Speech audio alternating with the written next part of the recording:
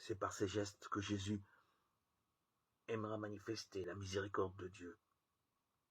Le plus grand geste de compassion qu'il prodiguera d'ailleurs abondamment à l'égard des souffrants est le toucher. Souvent aussi ce geste sera accompagné d'une parole ou d'un regard. Bon nombre de guérisons des évangiles font intervenir le geste qui consiste à toucher le malade.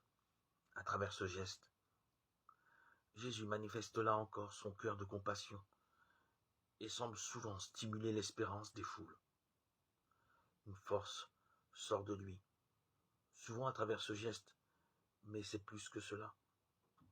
Et les malades le pressentent bien, ils se rendent proches, ils se donnent par amour dans l'action de toucher. Si bien que certains, telle la femme qui était en perte de sang,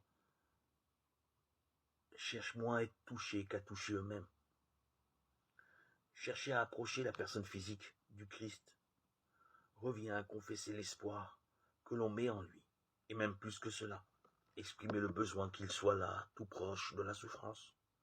On ne vient pas vers lui comme vers un magicien, on ne cherche pas ce contact par curiosité ou par sympathie, ni par révérence, hormis le geste de la pécheresse chez Simon, en Luc 7, 39.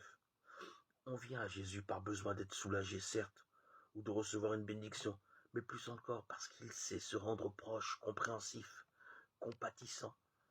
L'homme plongé dans une quelconque forme de souffrance sait intuitivement d'abord se tourner vers celui ou celle qui saura se faire consolant, confortant, miséricordieux. C'est pour cette raison première que l'on souhaite toucher le Christ, ou que ce dernier touche de sa propre initiative les différents lieux de souffrance.